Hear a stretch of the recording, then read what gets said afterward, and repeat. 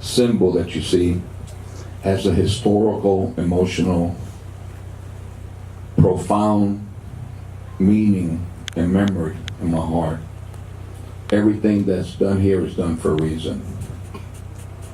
From the little, what we call bohío, that's how the natives lived here. If you go inside, you'll see a map. They have all their history, the way they cooked, the way they hunted, and it's a tribute to the island. If you look around, you're going to see a lot of beautiful palm trees. You look at the mountains, you're going to see pine trees. You'll see photos later that the river, El Río Yuna, runs right through the farm. If you look around, you're going to see the soils are red. This is a microclimate. It is very, very rare in the Dominican Republic. This is known as the richest soils in the Dominican Republic, the most fertile land. It's a paradise. If you look around, we're completely surrounded by mountains. We're in the middle of a valley where magic happens. A valley named Caribe. That's the name of our village, Caribe.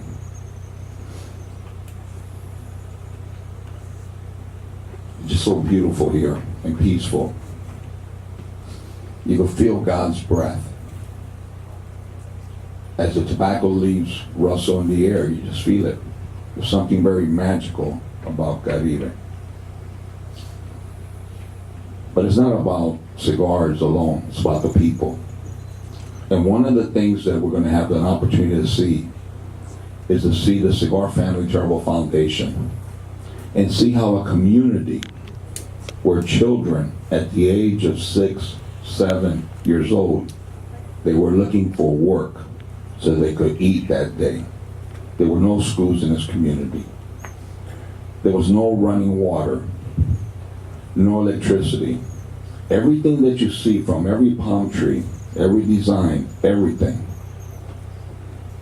was planted, grown by us. There was nothing here. If you look across the street, that's exactly how this looked like. So everything you see was a gift to the tobacco gods for giving us an opportunity to come to this land and nurture the soils and produce the finest tobacco in the world. And I don't say that lightly. I say it because I believe that God, the great Almighty, brought us to this community to make us aware of the needs of the children. Children, as I said, at the age of 6, 7, 8 years old, if they would see someone come into this area, they would go running up to you and ask you for money. They were looking for food, for hand-me-down clothes. Today, those same children are empowered. They look at you in the eyes. They are proud. They smile. They have a life. They have a future. They have love that they never had before. So with that, once again, I want you to feel at home. We're going to enjoy cigars later, because obviously we're going to go now. Yeah, no, I think you came for the cigars, right? Siempre, hermano. With that, I'd like for you to walk around, feel at home. We'll be leaving in a few minutes. And any questions, anything that you'd like to know, you ask me a straight question, I'm going to give you a straight answer. I'm old school. Soy cubano. My family has been making handmade cigars since 1912. We'll be celebrating 108 years. That's my beautiful sister, Cynthia. We're a family. We've been a family business all our lives. We're both born inside the cigar factory and worked as little children. We're humble cigar makers. We don't forget where we come from.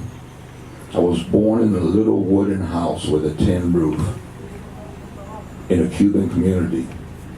that had over 500 cigar factories. Big ones, and a lot of small ones.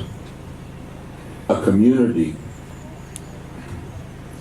that made, until the 1940s, listen to this, a cigar community called the cigar capital of the world, not Havana, the fine cigar capital of the world, a community that until the Second World War, when all the men had to go to Europe to war, and the factories reduced the production, Ybor City, or Ybor, founded by Rafael Martinez Ybor, Vicente Martinez Ybor, made 500 million Havana cigars. That is more than Cuba, Nicaragua, Honduras, Jamaica, Mexico, y la República Dominicana put together today. That is the potential of Cuba. La gente está comiendo mierda. Mucha. Cuando piensa, coño, pero no hay tabaco. Cuba sembraba tabaco para el mundo entero y sobraba. A mí mi abuelo me enseñó que las estrellas más brillantes del mundo están en Cuba. Que el cielo más azul está en Cuba. Cuba siempre lo llevamos a la sangre, mi hermano.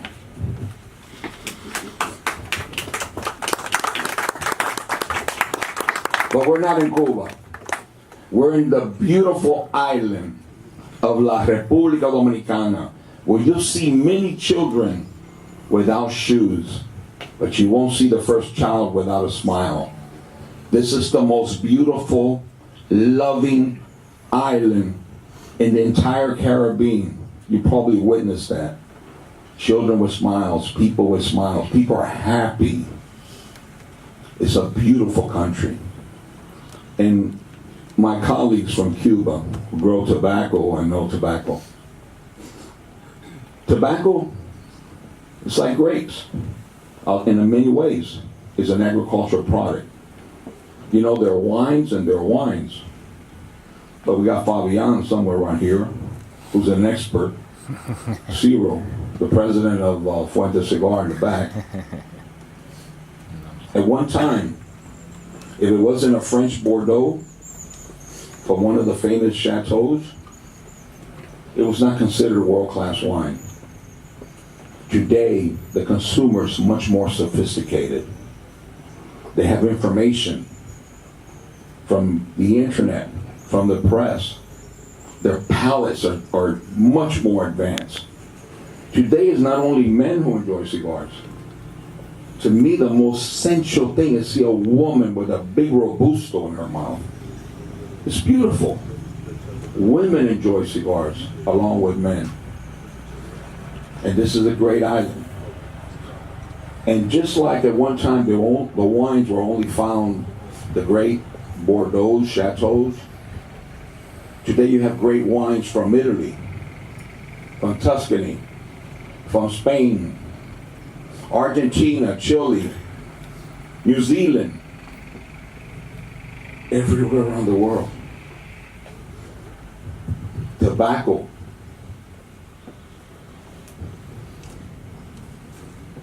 We were talking about last night, Ferris. Tobacco is something that is born from the heart. I learned from my papa, my daddy. You don't run a cigar factory with a pencil and paper. You run it with your heart. And with that, I want to open my heart, my home, to each and every one of you. Welcome you here.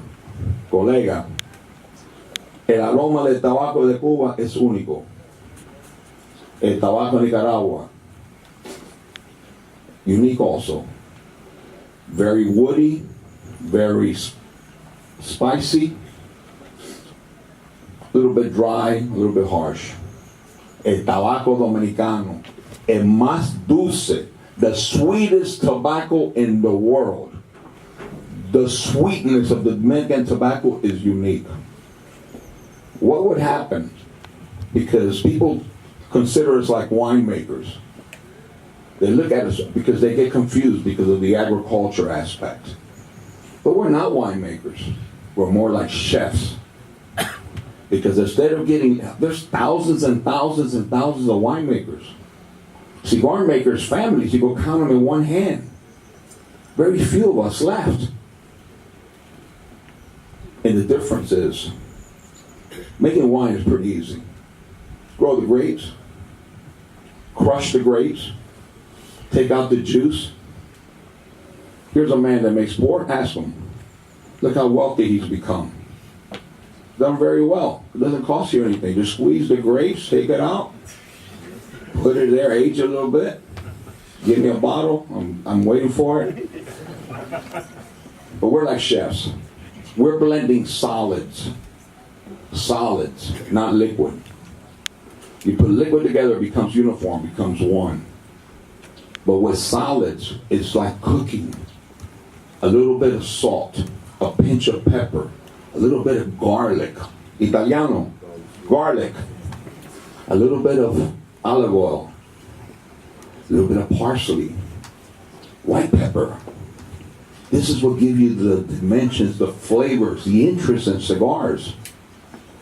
And the only way to achieve that is that you have the resources of all the different tobaccos from around the world, because they're all unique and they're all different. You could imagine, mi hermano, el día que podemos ligar tabaco cubano con la dulzura del tabaco dominicano y el tabaco de Nicaragua para su... No hay quien pueda con nosotros, coño, carajo. ¡Viva Cuba! Everyone, let's have a great time. The party starts. Música, maestro. Fuente!